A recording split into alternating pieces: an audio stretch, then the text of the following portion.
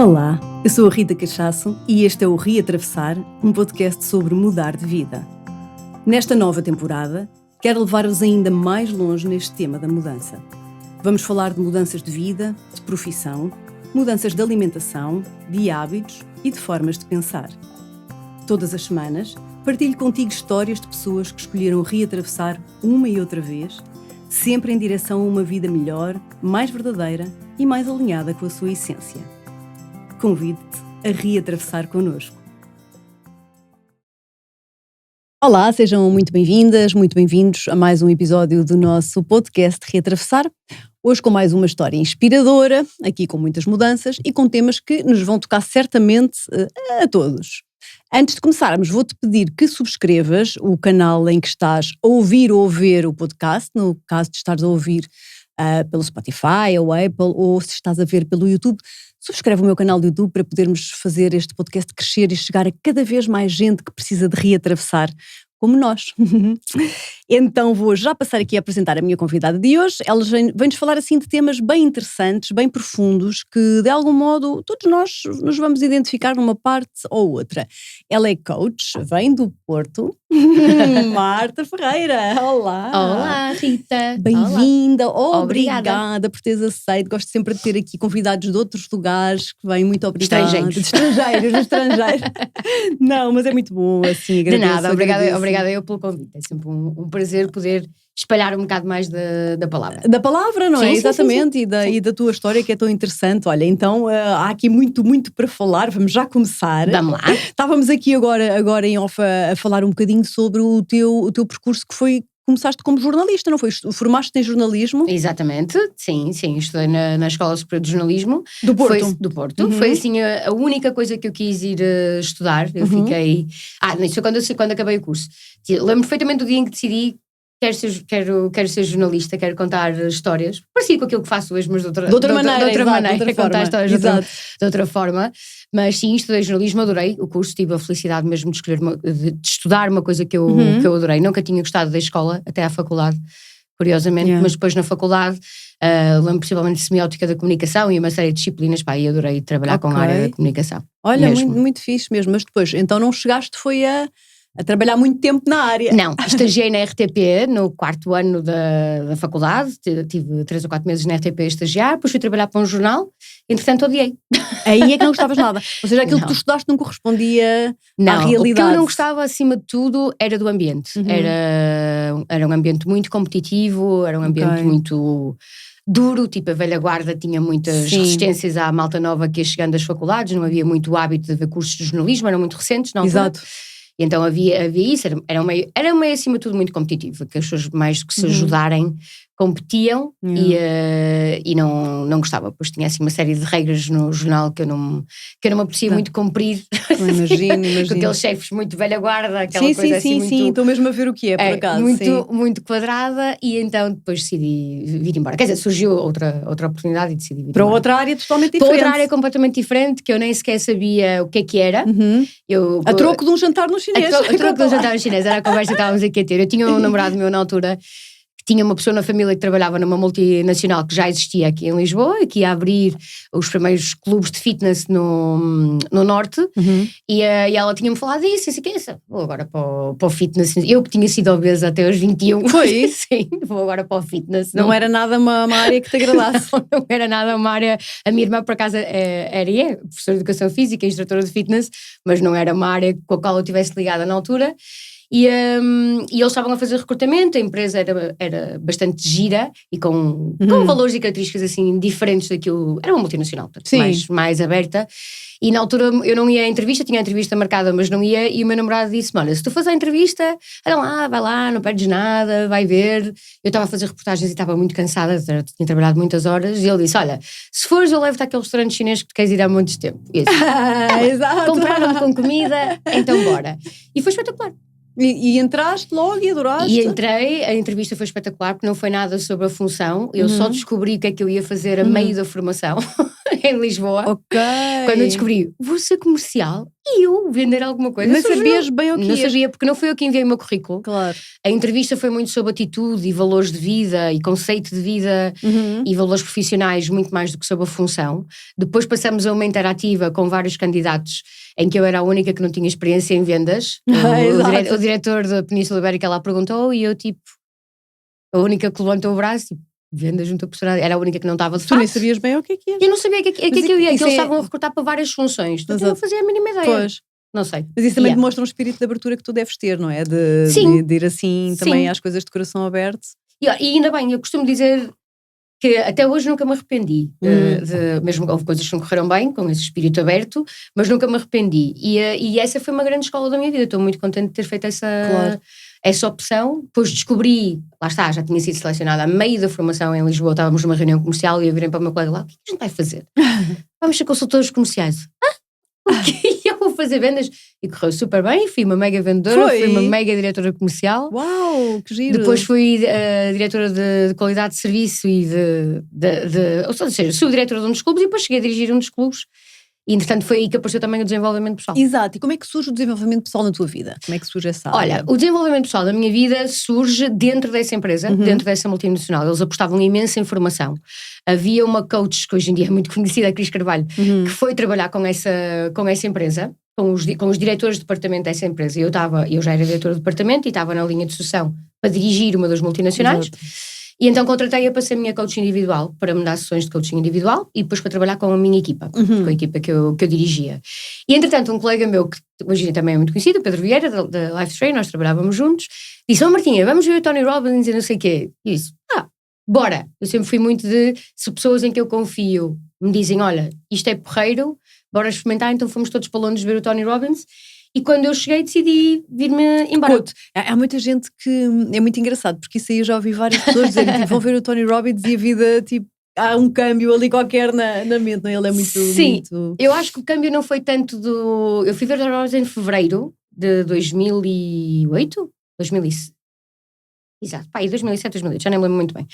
Mas em janeiro tinha ido fazer um curso, eu tinha voltado de licença de maternidade e tinha ido fazer o meu primeiro retiro, inscrevi-me no meu primeiro retiro. Era o último dia de inscrições quando eu voltei de licença de maternidade, disse, olha, é um sinal, era com o Daniel Sanagueira, que já era nosso formador nessa multinacional, e eu adorava o trabalho dele e a formação dele, e disse, olha, bora fazer este retiro. E eram os catalisadores, que era um curso de 9 meses para formadores de desenvolvimento pessoal.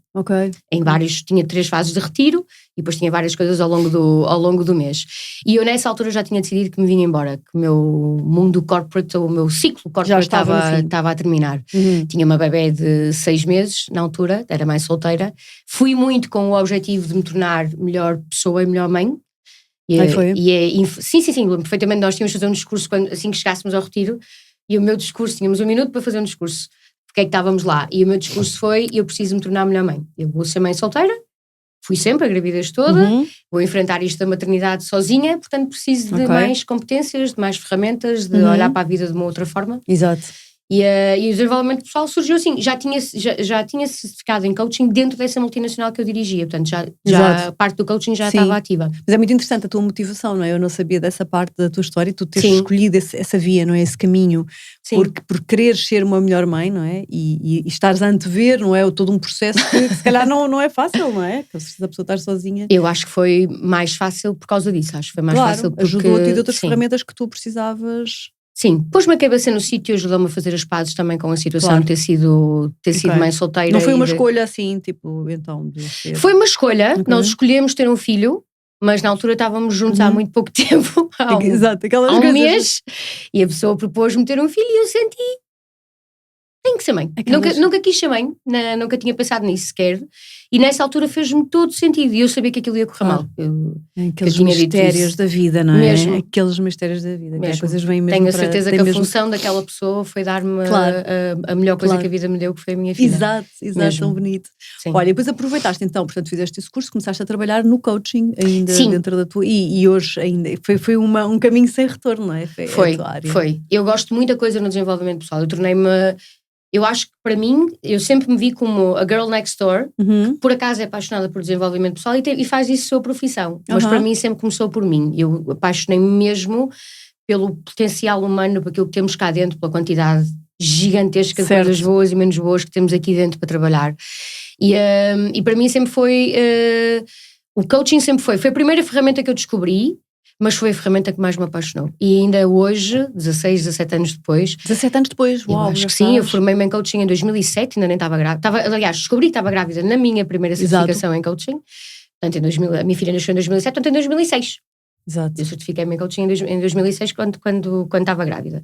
E ainda hoje é a ferramenta que mais me apaixona, porque eu acredito que quando eu preciso de resultados efetivos, e os resultados podem ser dos mais práticos aos mais espirituais, qualquer coisa, um objetivo é um resultado, pode ser de qualquer área, entre aspas, e eu continuo a achar que o coaching é a ferramenta que mais me ajuda, que mais resultados me traz, que mais me ajuda mesmo a sair de determinados buracos ou a chegar a determinados sítios que eu quero chegar. Adoro muita coisa, mas o coaching é o coaching. Hoje em dia, o coaching é uma coisa muito falada, não é? Muito conhecida. Há um tempo atrás ninguém tinha ouvido falar, mas hoje em dia toda a gente, pelo menos já ouviu falar, não é? Se não fez uma sessão, já conhece alguém que tenha feito. Sim, sim. E há vários tipos de coaching, não é? Há coaching para várias situações.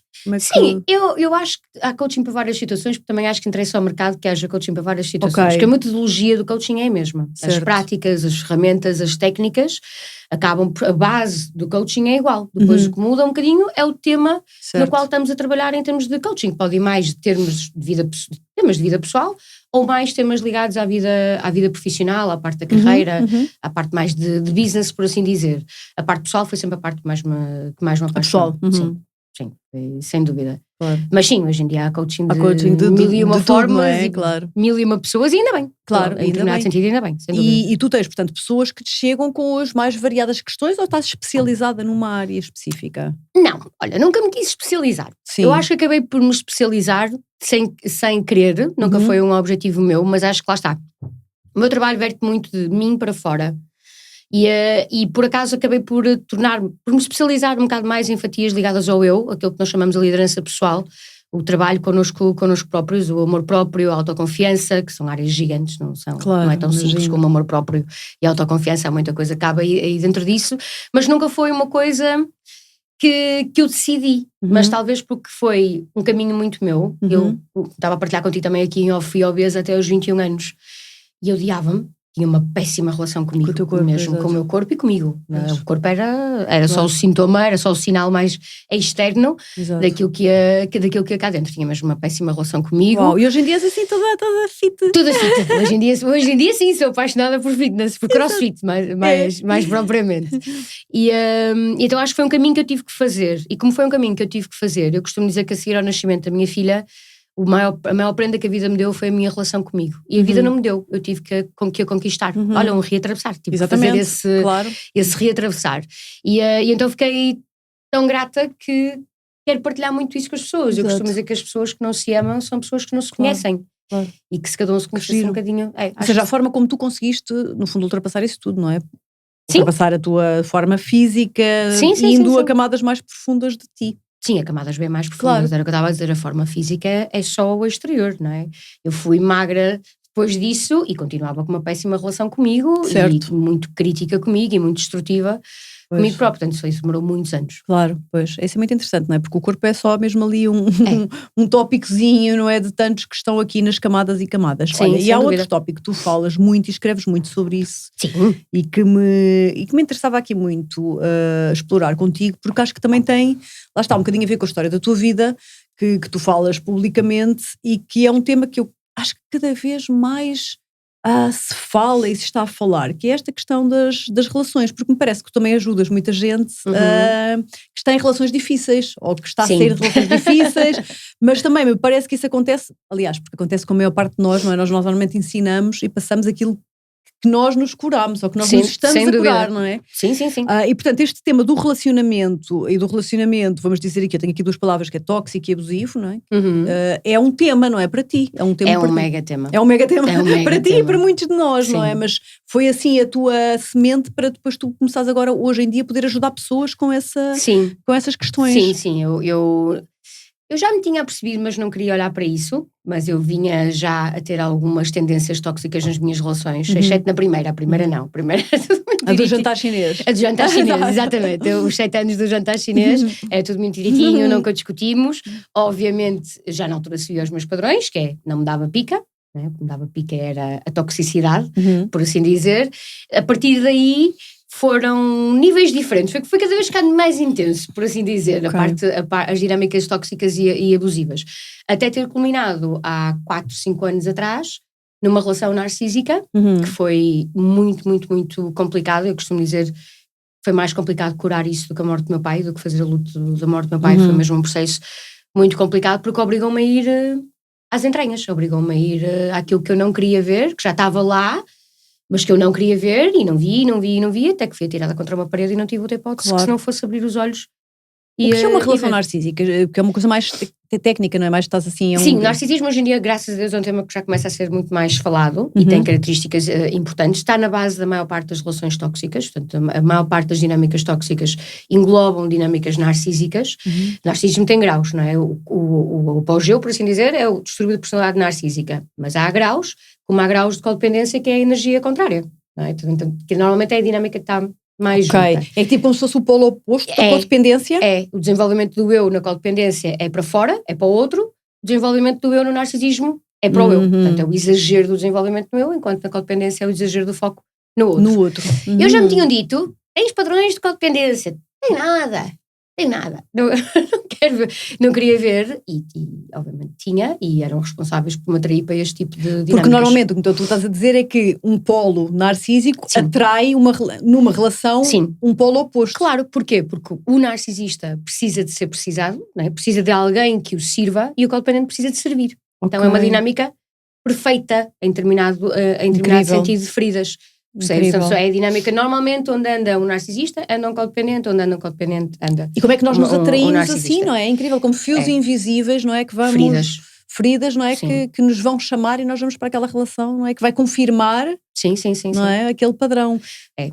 E o que é que se caracteriza exatamente aquilo que tu chamas uma relação narcísica? Por um dos polos, portanto, nesse caso, uma das pessoas fazer com que tudo gire à sua volta, é isso? Exatamente. Fazer com que tudo gire à sua volta, as suas necessidades. Os narcisistas depois depende do grau. Depende do grau, como estavas a dizer. Como eu estava a dizer, depende do nível, não é? Há o comportamento narcísico, a tendência narcísica e depois o distúrbio de personalidade narcisista. Nós todos temos tendências narcísicas em determinado grau. Caso contrário, não tomaríamos conta do nosso eu. Não é? Da nossa identidade. Nós todos temos uma necessidade de desenvolver o nosso eu. O narcisismo é diferente. O narcisismo pode chegar a um ponto em que, por exemplo, a pessoa olha para o outro como uma extensão até de si próprio. O outro existe para satisfazer as minhas necessidades. Isso chama-se suplemento narcísico. Já num grau um bocadinho mais elevado, mas ainda um grau ainda bastante comum. Podem ter muita dificuldade, por exemplo, em sentir empatia pelo outro, lá está, porque não reconhecem o outro como um ser individual, reconhecem um outro como uma extensão de mim mesmo. Enquanto esta pessoa satisfaz as minhas necessidades, ótimo, corre tudo bem. Quando esta pessoa deixa de fazer as minhas necessidades, deixa de ser o meu suplemento narcísico, começa então aqui a entrar outro tipo de dinâmica. Exato. Como é que tu percebes, como e quando é que tu percebes, porque isto pode ser interessante para quem nos está a ouvir, porque eu acredito que há muita gente que está neste tipo de relação que deve ter várias zonas, não é? Deve ter vários tons. Sim. Como é que tu percebes que estás nessa altura, que estás numa relação? Olha, portanto, se calhar já tinhas passado por uma série de situações. Não foi fácil, eu só percebi quando recorri à terapia mesmo. O primeiro ano e meio dessa relação foi fora de série, uma coisa muito comum nas relações narcísicas também. De início, a tendência narcísica vai tapar a principal carência de infância, no meu caso foi colo, literalmente físico, presença física, colo, e isso é muito para o cérebro, não é? Quando te dão a tua principal carência, é muito viciante. Claro. Por assim dizer. Então, o primeiro ano e meio eu senti mesmo que estava a viver um sonho. Eu nem sabia. Foi uma coisa que começa bem, não é necessariamente uma coisa que... Normalmente são extraordinariamente carismáticos, extraordinariamente confiantes. Num primeiro patamar há muito carisma, há muita confiança, há muita manipulação, mas que na altura é uma teia que demora muito tempo a descobrir. As pessoas perguntam-me imensas vezes, Marta, como é que eu topo logo no início se é uma relação? Não dá. Não topas logo no início? Não se topa no início, tem que se ir juntando. A manipulação é tão bem feita, é tão ardilosa, por assim dizer, em determinado sentido, que é preciso juntar muitos pontos, juntar muitos nós. E eu cheguei ali a uma altura, Quando de repente aquilo vira, ao contrário, quando eu comecei a deixar de satisfazer as necessidades da pessoa, quando comecei a confrontar, quando comecei a definir limites, a relação mudou toda. Ao contrário, eu de repente tinha uma outra pessoa em casa. Ok, porque tu já não estavas a corresponder àquele padrão que era suposto para essa personalidade. Exatamente, enquanto há ali aquela fase, isto chama-se a fase do love bombing no ciclo do abuso narcisista até, não é? Que é uma fase no início muito encantadora, que a pessoa te dá tudo, és a princesa, és a rainha de tudo. Só que depois tornas-te a vilã de tudo de um momento para o outro. Certo. Até de um 8 para um 80, quando deixas de satisfazer determinado tipo de necessidades, que foi exatamente o que aconteceu comigo. Então, cheguei a uma altura que senti que estava a ficar maluca. Completamente maluca. Mas porquê? Em que sentido? Porque eu já não sabia o que é que era saudável e o que é que não era, porque eu tinha perdido toda a noção de certo ou errado. Eu não sabia definir limites e quando os definia, a outra pessoa convencia-me que eu estava a fazer alguma coisa de errado. Por exemplo, que era mau ter tipo limites. Culpada por estar a fazer? Sim. Sentia-me culpada por não satisfazer as necessidades. A própria pessoa. O narcisismo usa muito uma técnica chamada gaslight, que é uma técnica de manipulação muito forte, que tem como objetivo confundir a vítima. Imagina, então, acontece determinada realidade e a pessoa conta a realidade de uma forma completamente diferente. Só que eles são muito convincentes na forma como contam. Então eu comecei a achar, a pessoa dizia-me: Marta, tu estás doente, Marta, eu estou preocupado contigo, Marta, e não sei o que. E eu comecei tipo... Tu estavas mesmo a pôr-te em causa a ti, completamente. não é? Eu lembro-me de falar com amigas minhas e de contar-lhes determinadas situações, para lhes perguntar: olha, isto é saudável, isto é correto, isto não é. A pessoa às vezes negava coisas que eu via com os meus próprios olhos. Então isto é muito enlouquecedor, porque a pessoa muda muito. Então de repente dá-te tudo o que tu queres e o melhor dos melhores, e de repente tira-te tudo isso e tu ficas como se fosse uma espécie de ressaca. Literalmente, eu nunca estive tão drogada em nada como nessa relação e como nessa pessoa. Foi mesmo muito difícil de sair. E então recorri à terapia. Percebi que o coaching e que as ferramentas de desenvolvimento pessoal que eu tinha eram limitadas, como todas são. Exato. E que precisava de outra, e sentei-me na cadeira da minha psicoterapeuta, com quem ainda hoje trabalho, há 4 anos. E a primeira frase que eu lhe disse foi: ou eu estou a ficar maluca, ou eu não faço ideia o que é que está a passar na minha vida neste momento. Uau!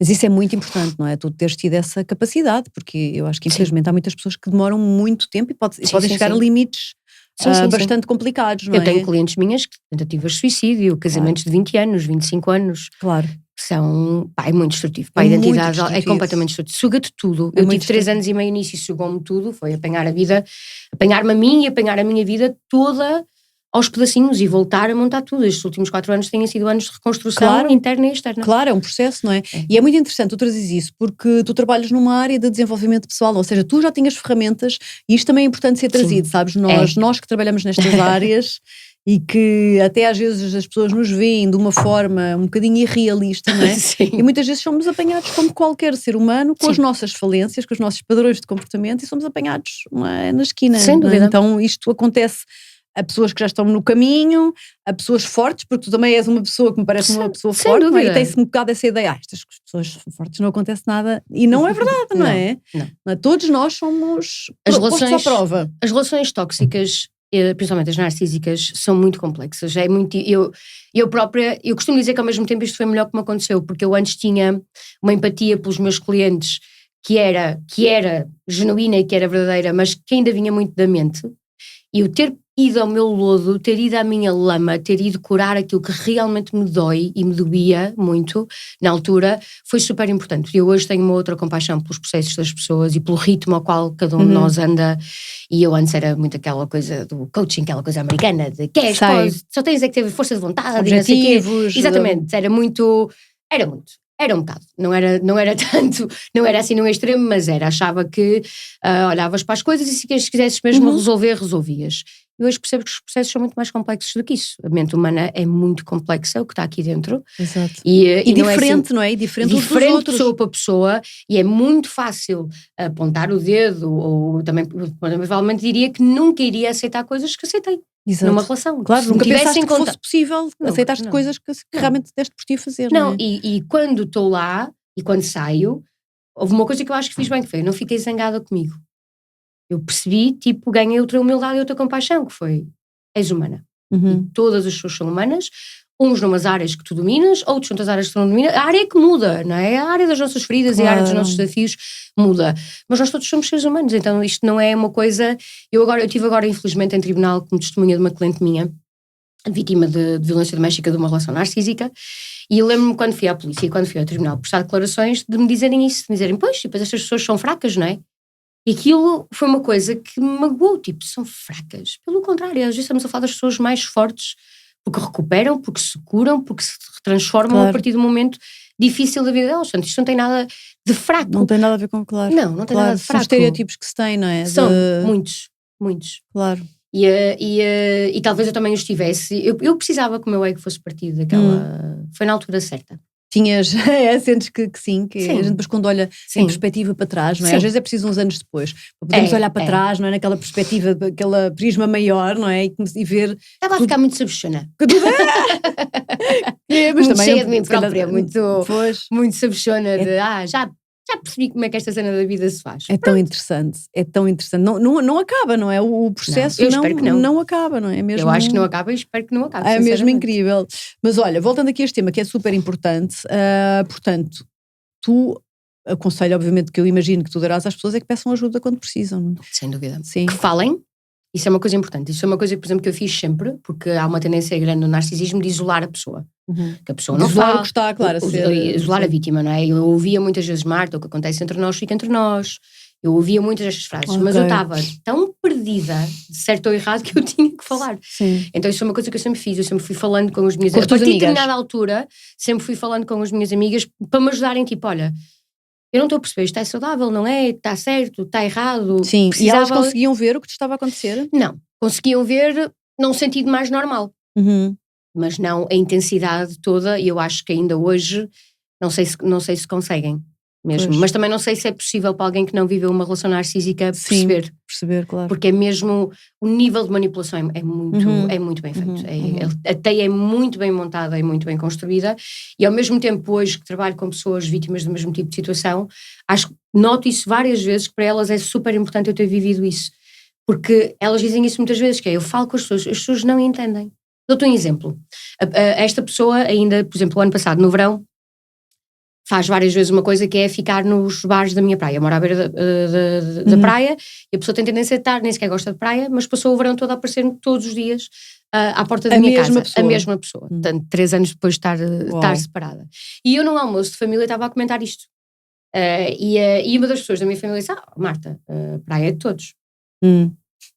Sim. Não é. Para este tipo de pessoas não é. Isto são atos provocatórios, são atos de marcação de território, são dinâmicas de poder misturadas. Quando há tantas praias, não é? Então, claro. A pessoa nem sequer gostava de praia nem mora ali. Sim, portanto, não tem que ir para ali, para a porta da minha casa, como é óbvio, não é? Coincidência, não é? Mas imagina mas é todos os dias. Portanto, mas mesmo as pessoas, por exemplo, que me conhecem, gostam de mim e que sabem, dizem, Marta, deixa lá, pode ter sido coincidência, pode ter sido não sei o quê, então é difícil. Claro. Tu que estiveste na situação é que consegues perceber o que é que... Claro. Consegues olhar hoje em dia com uma objetividade para trás, já estás totalmente destacada para poder olhar e ver tudo o que aconteceu? Olha, eu gosto da palavra healing, porque eu acho que a cura é um processo. Eu não acho que nunca vou estar curada deste tipo de dinâmicas. Há coisas na minha vida que eu acho que eu curei. Por exemplo, a obesidade foi uma delas. Já tive grávida. A obesidade, Sim, já tive grávida, já tive mais quilos a mais quilos a menos, já passaram muitos anos. Portanto, passaram 20 anos ou qualquer coisa assim.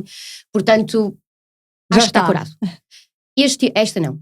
Estas dinâmicas nas relações é o meu calcanhar daqueles. Ou seja, tens que estar sempre, e isto é vigilante. Válido para ti, e acho que é uma coisa muito interessante nós ouvirmos com atenção, porque todos nós temos esses calcanhares daqueles, sejam eles quais forem, não é? Sim.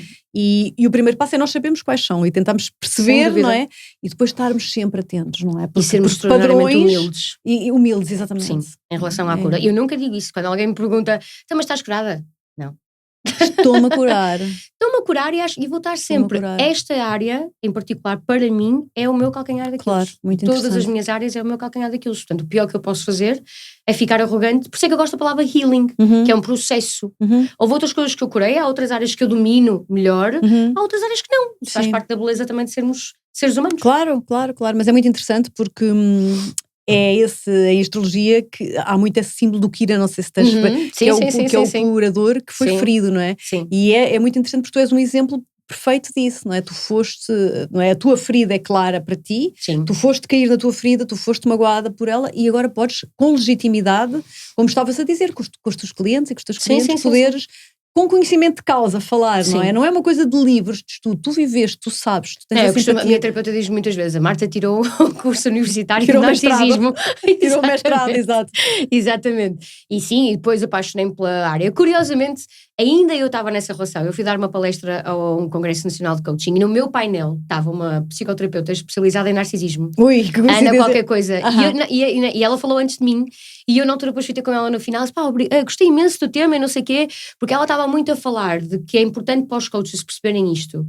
Porque o coaching tendencialmente trabalha sobre o desenvolvimento do eu. Uhum. Quando se apanha uma pessoa com tendências narcísicas, fazer mais desenvolvimento do eu pode Certo. dar asneira. E a palestra Ok. dela era muito sobre isso, sobre Percebo. vão começar a perceber um bocadinho melhor sobre outros distúrbios de personalidade, sobre outras dinâmicas da mente e da psique, para que no vosso trabalho terem atenção, porque isto não é sempre sobre as minhas necessidades, os meus objetivos, os meus valores. Isto nas mãos de uma pessoa com tendências narcísicas acentuadas é Claro, chato. pode ser danoso para todos os que É estão à volta danoso, dele. vai-lhes dar mais ferramentas para eles manipularem ainda melhor, portanto Uhum. é complexo. Uhum. E aquilo ficou-me, e disse, que gira esta coisa de narcisismo e não sei o quê, vou começar a investigar isso. Mal eu sabia. Não, só sabias. A porta para a caixa de Mal eu Pandora que sabia, sabia. depois comecei, lá está, depois fui para a terapia, depois comecei a seguir terapeutas especializados em narcisismo, comecei a ler livros de narcisismo, pá, e aquilo fez-me muito sentido. Eu, tipo, está aqui a minha vida nos últimos 3 anos e meio. Claro. Achas que essas pessoas têm consciência? Porque elas, no fundo, elas também são feridas, não é? Elas também são pessoas magoadas e elas também são pessoas com um distúrbio que estão a lutar, vamos dizer, por fazerem o melhor para elas, não é? Que é o que, no fundo, o que todos nós fazemos. É um modo de autopreservação. É um modo de autodefesa, só que no seu extremo. Exatamente, sobrevivência. Sim. Eles têm consciência que estão a fazer isso ou não? O que é que tu achas? Já vi várias opiniões de várias coisas. Eu acho que sim. Mas é mesmo preciso pôr isso no aspecto dos distúrbios de personalidade. Porque Exato. não é uma mente normal, não é uma mente saudável. Não é? É como alguém ter um problema num joelho e querer andar normal ou correr uma maratona da mesma forma. Não dá. A mente é igual. Só que uma mente é abstrata, é mais difícil. Ou seja, eu acho que eles têm consciência, mas como a mente deles... Não, muitos deles nem sequer, por exemplo, em termos de empatia, nem sequer produzem as hormonas necessárias para que isso surja. Portanto, sim. Como isso é mesmo uma isso questão acontece, hormonal, não é mesmo uma questão às vezes física pode mesmo ser uma questão mesmo do cérebro. Portanto, o cérebro ter desequilíbrios químicos na sua construção. E então é difícil dizer, eles sabem, mas ao mesmo tempo o outro não existe. Percebes o que eu estou a dizer? Portanto, é um mecanismo de autopreservação, de autodefesa completamente centrado à volta de proteger aquela identidade, de proteger aquela personalidade.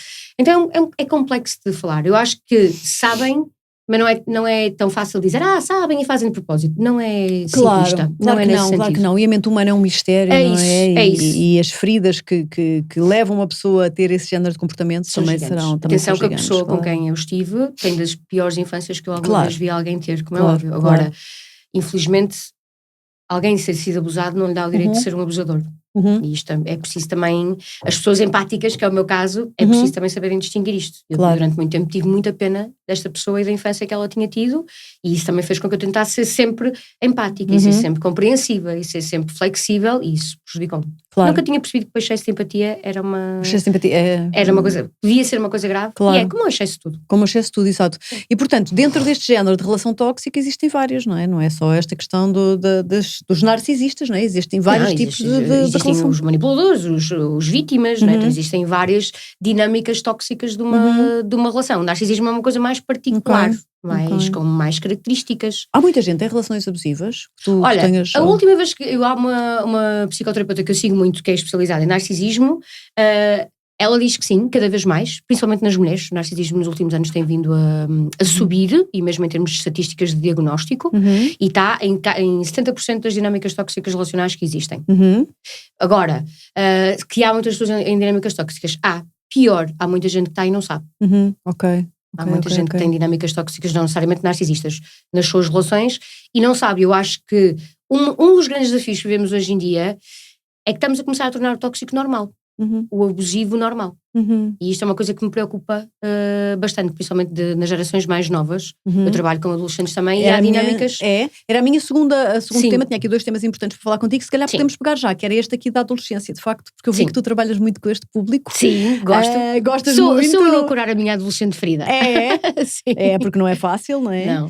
Tu fazes coaching para adolescentes? Sim, Sim, olha, surgiu há uns anos atrás, tive o primeiro adolescente, a primeira mãe de um adolescente que me pediu sessões, e ele adorou, e eu adorei, depois começaram a vir os amigos dele e não sei o quê, de família, então, lá está, eu tenho muito esta coisa de, se o universo está a mandar, é porque há qualquer seguir, coisa. no bom e no menos bom. Menos bom. Às vezes também é, olha, eu sei que vou levar porrada por aqui, mas tem que ser. Tenho que ir levar esta porradinha. E apaixonei-me. E depois, mais tarde, na terapia, vim a perceber que a minha criança interior, até tenho uma relação porreira com ela, com a minha adolescente interior, não. Então, que interessante, fala-se tanto da criança interior, mas e não se fala da adolescente, não é? Por acaso é engraçado. Numa fase tão complexa, não é? E que muitas vezes deixa tantos issues, tantas marcas. Não é? A mim deixou porque foi a altura em que eu fiquei obesa, em que eu fui obesa dos 12, 13 até aos 21, portanto toda a adolescência, e com a minha criança interior sempre que imagino eu faço terapia sobre ela, ou exercícios sobre ela, é sempre porreiro, a adolescente não. Não. Então cuidar de adolescentes também acho que é uma forma de eu me curar a mim própria. Muito ao mesmo interessante. tempo que os ajudo também me Claro que sim, mais uma vez, não é? Mais uma sim. vez. Olha, eles procuram-te por escolha própria ou muitas vezes são os pais que pedem para tu teres As sessão? duas coisas. A maior parte das vezes são os pais, mas já com uma abertura da parte deles. Ou seja, acho assim que eu me lembro, houve um ou dois que vieram assim mais forçados. Houve um agora há pouco tempo, um caso muito engraçado, filho de uma amiga minha do secundário. Curiosa, portanto, conheceu a outra Marta. Sim. E foi ela, e ele tinha ido a um psicólogo e tinha odiado. E ainda por cima eles só lhe contaram que ele vinha ter sessões comigo quando ele chegou. Então ele vinha...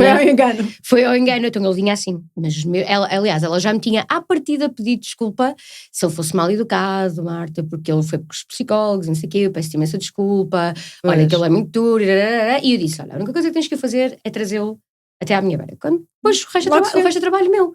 E foi espetacular, ela disse, no final da sessão, quando eu vos vi os dois a rirem um com o outro, eu estava tipo, e o miúdo, entretanto, gosto imenso das sessões. Que bom, Sim. bom. E isso também é trabalho, lá está, da pessoa que está a orientar o processo. Só que, como é óbvio, eu não estive ali aquela hora toda e olha, isto, os pais isto e não sei o quê. Não, estivemos a falar sobre futebol, que era o que eu gostava de falar, estivemos a criar empatia. Claro, tens que criar caminhos para chegar a ele. Claro, tens que entrar tu no mundo dele, que é o que eu faço com os adolescentes. Eu é que entro, quer os meus que vivem na minha vida pessoal, que estão na minha vida pessoal, quer com quem eu trabalho. Eu é que tenho que entrar na vida deles, claro, não são eles que têm que entrar na minha. E assim eles abrem-se de algum modo para poderem ouvir aquilo que tu tens. Até porque a maior parte deles precisa mesmo muito de falar. Sim. E ter um sítio seguro em que podem dizer o que querem, perguntar o que querem e sabem que não vai haver nenhum tipo de julgamento. Claro. Exato. E é um processo muito giro. A minha terapeuta diz muitas vezes, a Marta é tão adolescente e eu acho também muito criança, muito leonina, aquela coisa do leão que quer brincar. Tu és leão do signo? Claro. Sim, tens essa energia. Sim, sou leão com sol e lua. Na casa 10 no meio do céu. Na casa 10? Na casa 10, sim. Portanto, sou bastante leonina e escorpiónica também, que é o meu ascendente. Mas lá está, quando tu tentas ter uma curiosidade genuína sobre o mundo do outro, isto com os adultos também, como é óbvio, sim. Mas nos adolescentes ainda é mais importante, e eles lentamente vão abrindo, e a maior parte deles reage muito bem. Eu acho espetacular. Quem me dera ter descoberto estas ferramentas com 15, 16 anos. Quem me dera. Mas na nossa geração era outra. As coisas mudaram muito, não é? Mas não mudaram ainda bem. Muito, porque de facto não sei, nós não tínhamos acesso a tanta coisa que há hoje em dia, ainda bem. Então, fazendo aqui a junção destas duas áreas, tu achas que do que tu observas e que sabes, até porque tens uma filha também adolescente e portanto tens acesso ao meio, não é? Sim. Todo, que estas questões das relações abusivas já começam nessas idades? Começam, devo dizer que um dos grandes temas que eu falo com a minha filha, sobre pessoas que ela conhece, amigos e isso tudo, tem muito a ver com este tema, tem muito a ver com as carências, com aquilo que nós usamos para tapar carências, e nesse aspecto há coisas que eu gosto muito nestas novas gerações, muitas da consciência mais planetária e humanitária que eles têm do todo, a questão da igualdade de género, acho que há muito. E ontem estava a falar com a minha filha, estávamos a ver uma série e alguém estava a dizer qualquer coisa tipo, sou gay ou qualquer coisa assim, e eu disse, vai haver um dia em que a gente não tem que dizer estas coisas, não tem que perguntar, olha, é gay, não é gay, não interessa em que nada. Isso não interessa nada, exato, em que ninguém se sente na obrigação de dizer nada sobre isso. E eu disse, eu acho que a vossa geração vai ser tabela e namorado. Eu disse, eu acho que a vossa geração vai arrumar com isto. E então há coisas que eu gosto muito. O vazio emocional é uma coisa que me preocupa imenso. O vazio emocional? O vazio emocional, sim. Muito vazios, muito a viverem na superfície das coisas, muito a viver na imagem Muito a viverem, não há rótulos, não há vinculações de segurança, não há cobranças, que agora tudo é uma cobrança, não é? E às tantas começa-se a entrar aqui em campeonatos abusivos.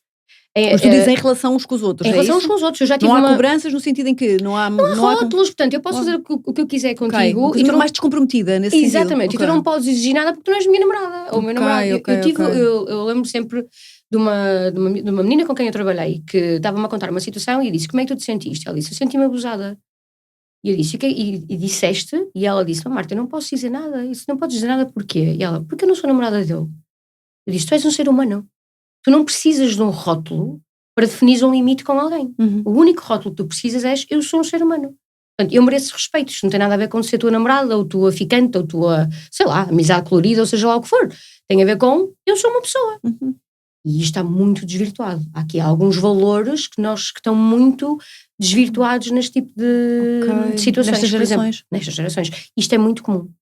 Muito comum. Tal como eu lembro da minha filha me estar a contar que há competições no TikTok e não sei o quê, sobre quantos beijos é que dás à noite, com quantas pessoas é que tu dormes.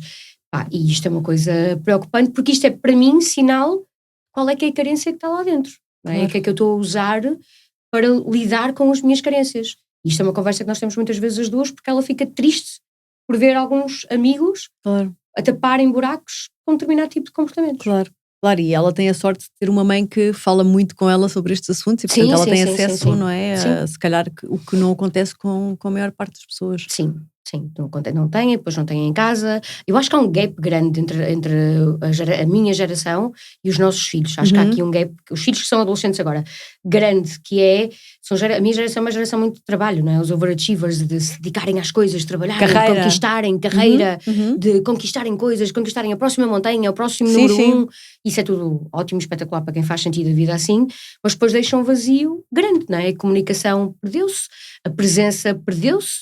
Os miúdos hoje passam muito tempo com redes sociais e uma série de coisas, e a vida anda a um ritmo tão rápido que nós temos pouco tempo para realmente nos conectarmos uns com os outros. Isso é a coisa que eu mais digo aos pais dos meus adolescentes, que é: por favor, criem um sítio seguro, por mais desconfortável que seja para os pais. Também é desconfortável para mim receber uma mensagem da minha filha a dizer: mãe, posso começar a tomar a pílula? Claro. É tipo: ai meu Deus, vamos ter que começar a ter estas conversas. Já chegou tão cedo, não podia ser mais tarde. Exato. E eu achei que ia ser super fácil para mim falar sobre esses temas, e não é. Porque és muito aberta e tens estes temas todos, mas não é, claro, porque é a tua filha. Claro. É a minha filha, nós fazemos parte de um inconsciente coletivo, portanto, mesmo que a minha mente seja aberta, quando tens de passar pelas coisas é diferente. Claro. Portanto, ela namora há 1 ano e qualquer coisa. Quando surgiu o namorado dela, foi super estranho para mim. Porque a nossa dinâmica desde sempre foi a duas. Exato. Então de repente há uma terceira pessoa e aquilo, tipo, chega a casa e está outra pessoa. Espera aí. E eu achei que hoje em dia estou super habituada, mas nos primeiros meses foi muito estranho. Muito giro. Para mim. E então acho que o que eles mais precisam é terem um sítio super seguro, super confortável e sem julgamento. Claro, e sem julgamento. E muitos dos pais não são capazes de fazer isso porque estão ainda aqui tipo no ramo-ramo das coisas que já lhes disseram a eles. Temos coisas para resolver connosco. Claro. Sim, temos muita coisa para resolver connosco.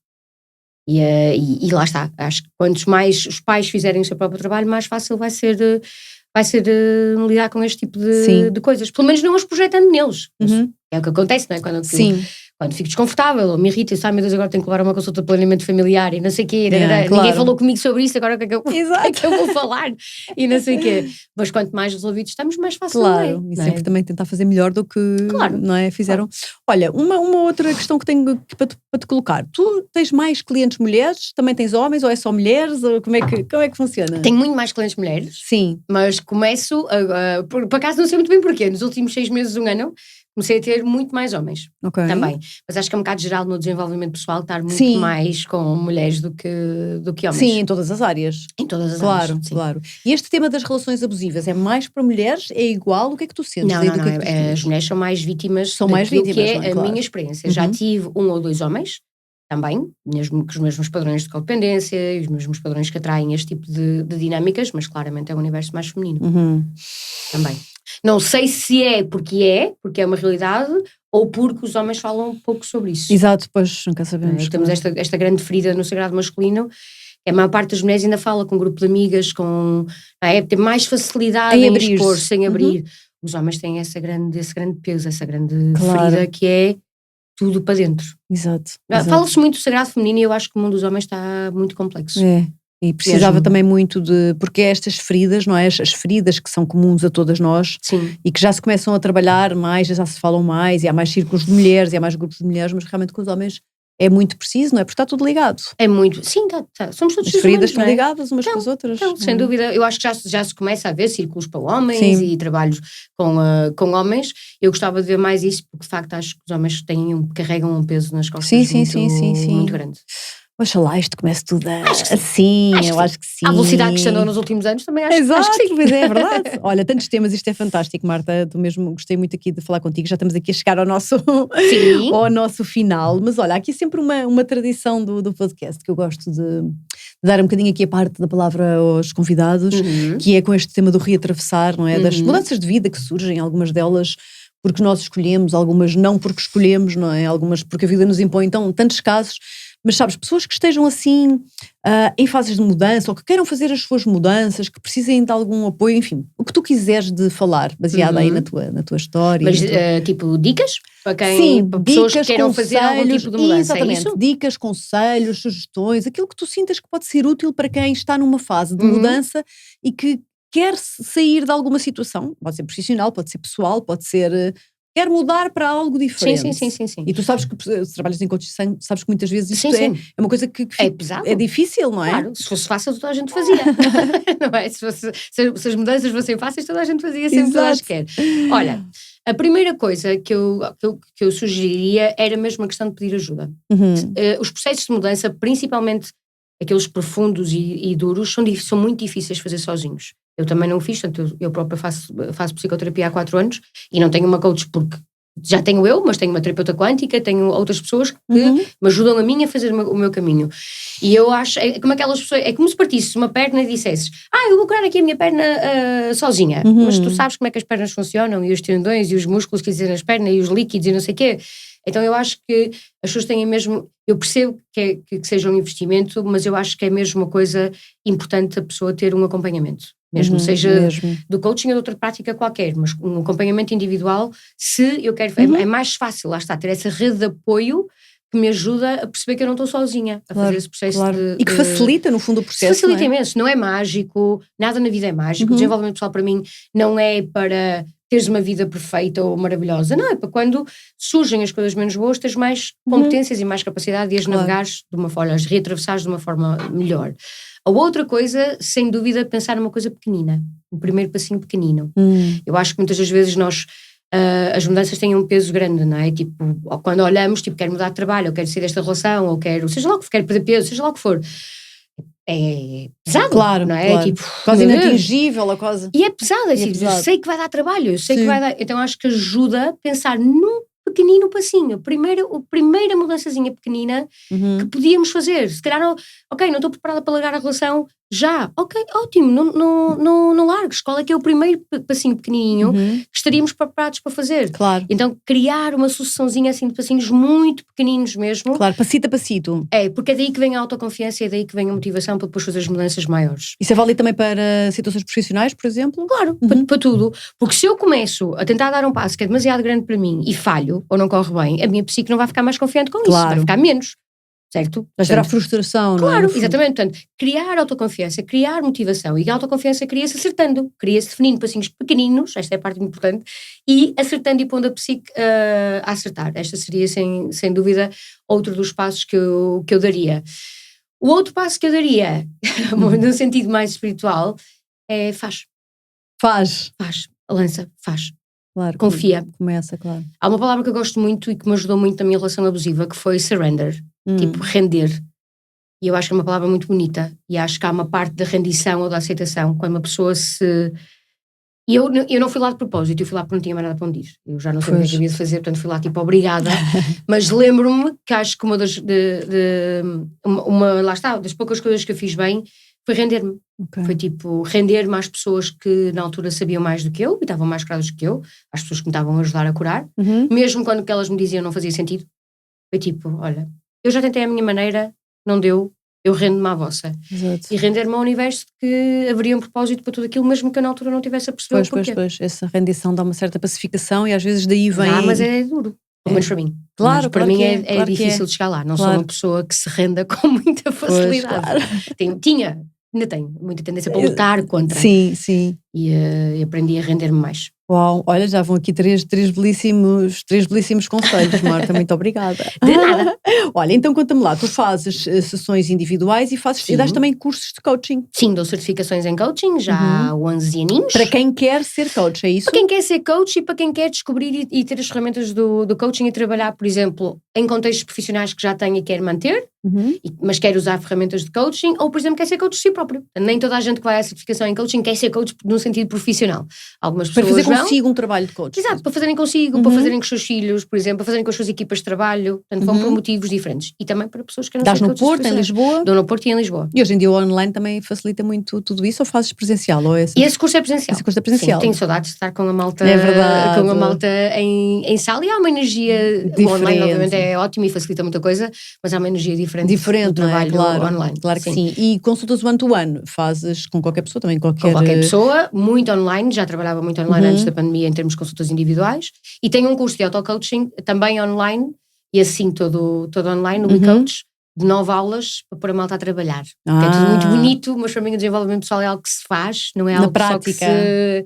Exatamente, que se traz uma filosofia sobre ele. Claro, não, é uma coisa pratica. prática para se começar a fazer. Sim. E como é que as pessoas podem encontrar-te, saber de ti, onde é que tu estás, onde é que te encontram? Olha, sou muito ativa nas minhas redes sociais, Marta Castro Ferreira Coaching. Marta Castro Ferreira Sim, no Instagram. No Instagram, no Facebook também, Marta Castro Ferreira, é tudo igual.